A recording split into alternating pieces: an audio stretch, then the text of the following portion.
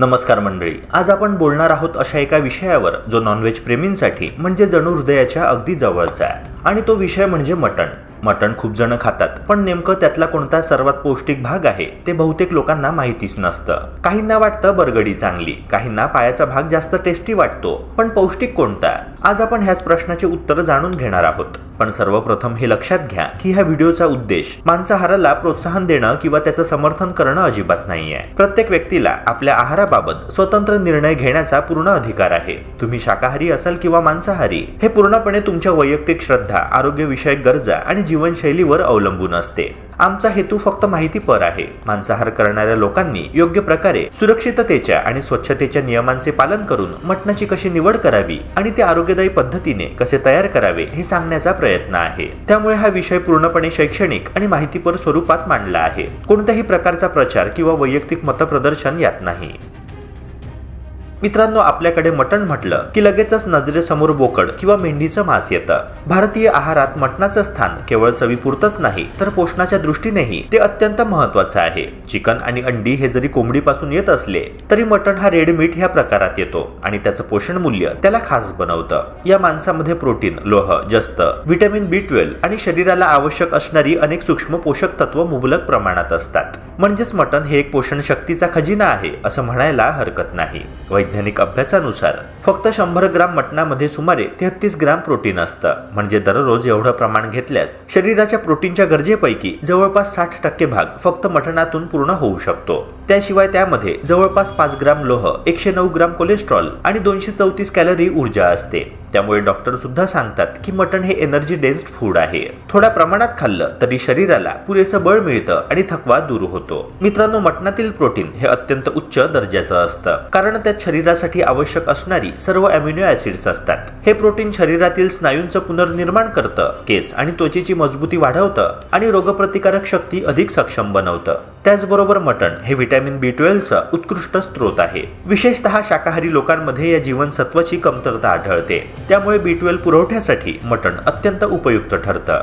B12 हे जीवनसत्व मेंदूच्या कार्यक्षमतेसाठी आणि रक्त निर्मितीसाठी आवश्यक मानलं जातं. म्हणूनच जे लोक मर्यादित प्रमाणात नियमित मटण खातात त्यांच्यामध्ये ॲनिमिया, थकवा आणि स्नायूंची कमजोरी कमी प्रमाणात दिसून येते. मात्र कोणतीही गोष्ट प्रमाणात घेतली तरच फायदेशीर ठरते. त्यामुळे मटणाचे सर्व फायदे मिळवण्यासाठी ते संतुलित प्रमाणात योग्य पद्धतीने शिजवून आणि आरोग्यदायी आहारासोबत घेणं अत्यंत आवश्यक आहे.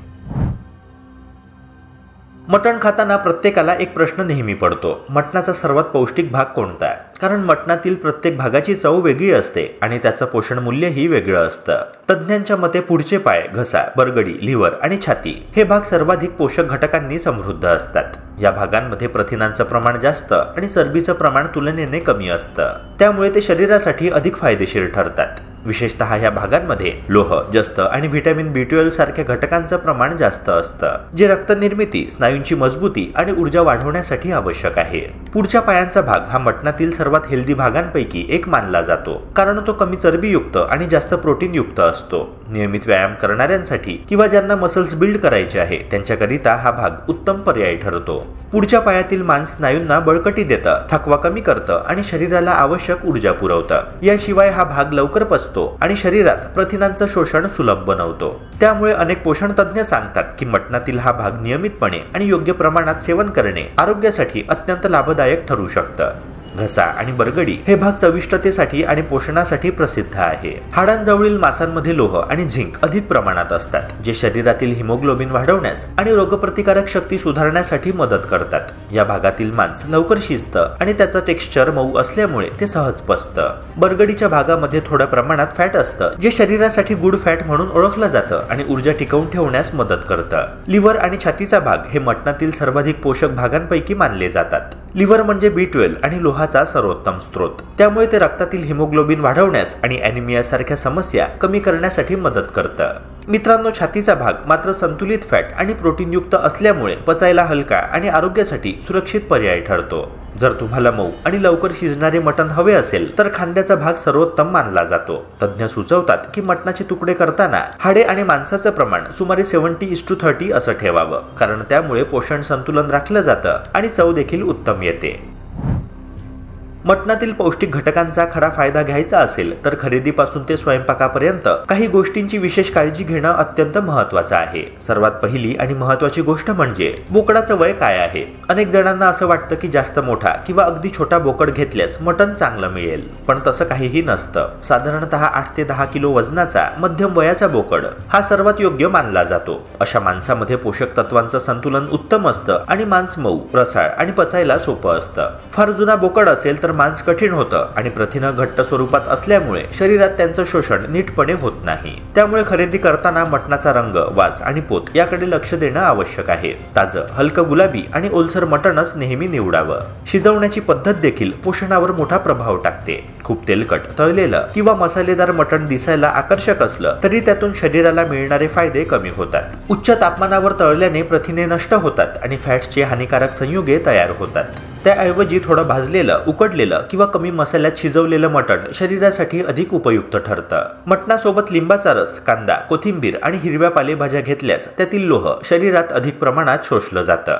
विशेष म्हणजे व्हिटॅमिन सी असलेलं अन्न जसं की लिंबू किंवा टोमॅटो मटणातील लोह शोषण्यास मदत करतं। त्यामुळे अशी जोड आरोग्यदायी ठरते। मित्रांनो, मटण कितीही पौष्टिक असलं तरी त्याचं प्रमाण ओलांडणं टाळावं। दर आठवड्यात 2 वेळा मर्यादित प्रमाणात मटण खाणं हे संतुलित आहाराचं लक्षण आहे। रोज किंवा वारंवार मटणाचं सेवन केल्याने शरीरामध्ये कोलेस्ट्रॉल आणि युरिक ऍसिडचं प्रमाण वाढू शकतं, ज्यामुळे सांधेदुखी, थकवा, रक्तदाब आणि हृदयविकाराचा धोका वाढतो। तसेच जास्त प्रमाणात प्रथिनं घेतल्यास किडनीवरही अतिरिक्त ताण येऊ शकतो।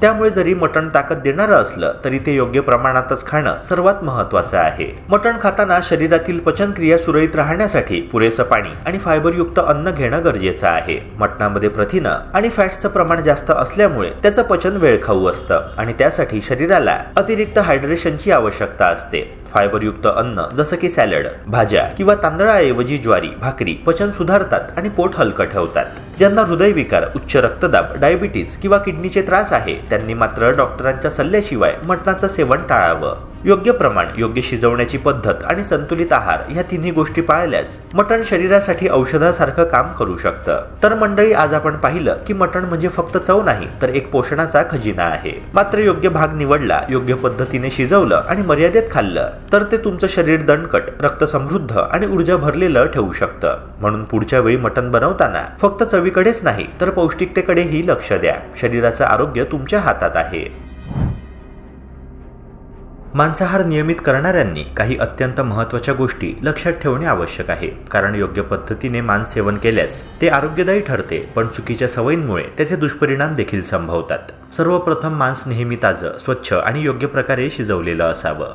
कच्चं किंवा अर्धवट शिजलेलं मांस खाल्ल्याने जीवाणू आणि परजीवी शरीरात प्रवेश करून अन्न विषबाधा, संसर्ग किंवा पचनाचे त्रास निर्माण करू शकतात। त्यामुळे मांस पूर्णपणे शिजल्याची खात्री करा, विशेषतः मटण आणि चिकनच्या बाबतीत। तसेच मांस विकत घेताना त्याचा रंग, वास आणि टेक्स्चर तपासा। दुर्गंधीयुक्त, चिकट किंवा रंग बदललेले मांस खरेदी करू नका। शिजवताना जास्त तेल, तूप किंवा मसाले वापरणे टाळा, कारण त्यामुळे मांसातील चरबी वाढते आणि कोलेस्ट्रॉल पातळीवर परिणाम होऊ शकतो। आठवड्यातून 2 ते 3 वेळा मापात मांसाहार करणं हे संतुलित प्रमाण आहे। मात्र रोज मांसाहार केल्याने पचनसंस्था आणि हृदयावर ताण येऊ शकतो। तसेच मांसाहाराबरोबर ताज्या भाज्या, सॅलड्स आणि फायबरयुक्त पदार्थांचा समावेश करणेही अत्यंत आवश्यक आहे, कारण मांसात फायबर नसल्याने पचनक्रियेस मदत करण्यासाठी शरीराला इतर स्रोतांमधून तंतुमय अन्नाची गरज भासते। मांसाहारानंतर पाण्याचे योग्य प्रमाणात सेवन करा, कारण शरीराला चरबी आणि प्रथिनांचे पचन करण्यासाठी अधिक द्रव पदार्थांची आवश्यकता असते। याशिवाय जास्त प्रमाणात लाल मांस म्हणजेच मटण किंवा बीफ इत्यादी खाल्ल्याने हृदयविकार, रक्तदाब आणि कोलेस्ट्रॉलचा धोका वाढू शकतो।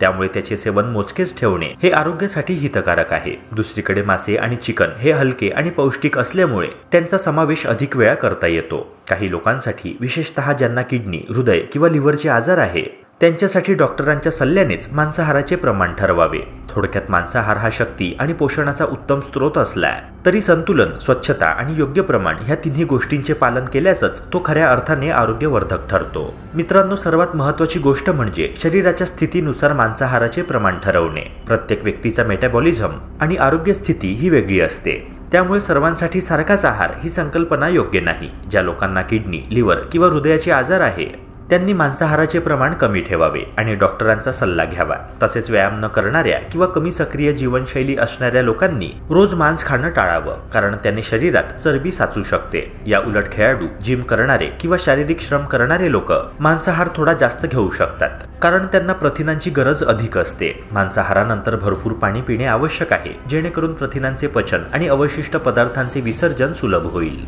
थोडक्यात सांगायचं तर मांसाहार हा शक्ती आणि पोषण देणारा उत्तम घटक असला तरी स्वच्छता, प्रमाण आणि संतुलन या तिन्ही गोष्टींचं पालन केल्यासच तो शरीरासाठी खऱ्या अर्थाने हितकारक ठरतो। शरीराला आवश्यक प्रथिने, लोह, झिंक आणि व्हिटॅमिन B12 मिळवण्यासाठी मांस उत्तम स्रोत आहे, परंतु त्याचा अतिरेक आरोग्यासाठी धोकादायक ठरू शकतो। विशेषतः लाल मांस जसे की मटण असेल, बीफ असेल, जास्त प्रमाणात खाल्ल्याने कोलेस्ट्रॉल आणि ट्रायग्लिसराइड्स वाढतात, ज्यामुळे हृदयविकार आणि उच्च रक्तदाबाचा धोका वाढतो। त्यामुळे आठवड्यातून 2 ते 3 वेळा प्रमाणात नॉनव्हेजचे सेवन करणे योग्य ठरते। व्यायाम करणाऱ्यांसाठी चिकन आणि मासे हे हलके, प्रथिनयुक्त आणि लवकर पचणारे पर्याय अधिक फायदेशीर असतात। दुसरीकडे ज्यांना वजन नियंत्रणात ठेवायचं आहे त्यांनी तळलेले किंवा जास्त मसालेदार पदार्थ टाळावे। संतुलित आहारामध्ये मांसाबरोबर ताज्या भाज्या, सॅलड आणि फायबरयुक्त धान्यांचा समावेश केला तर पचनक्रिया सुरळीत राहते आणि शरीरातील पोषण शोषण योग्य प्रकारे होते। मित्रांनो, ताजं मांस हे गुलाबी किंवा हलकं लालसर असावं, त्यातून दुर्गंधी येऊ नये आणि ते ओलसर पण चिकट नसावं। अर्धवट शिजलेलं किंवा कच्चं मांस खाणं टाळावं, कारण त्यामध्ये साल्मोनेला आणि इकोलाय यांसारखे हानिकारक जीवाणू असू शकतात, जे फूड पॉयझनिंग आणि पचनाच्या समस्या निर्माण करतात। विशेषतः चिकन आणि मटण शिजवताना त्याचे आतील तापमान पुरेसे उच्च झाल्याची खात्री करा। मांस नेहमी स्वच्छ चाकू, पाट आणि भांड्यात वेगळं हाताळावं, म्हणजे क्रॉस कंटॅमिनेशन टाळता येईल। मांस शिजवण्यासाठी कमीत कमी तेल आणि मीठ वापरा, कारण जास्त तेल, तूप किंवा मसाले वापरल्यास त्याचं पोषण मूल्य कमी होतं आणि हृदयाच्या आरोग्यावर वाईट परिणाम होतो। जर तुम्हाला हा व्हिडिओ माहितीपूर्ण वाटला असेल तर लाईक करा, शेअर करा आणि चॅनलला सबस्क्राईब नक्की करा। भेटूया पुन्हा एका नव्या व्हिडिओसह। जय हिंद, जय महाराष्ट्र।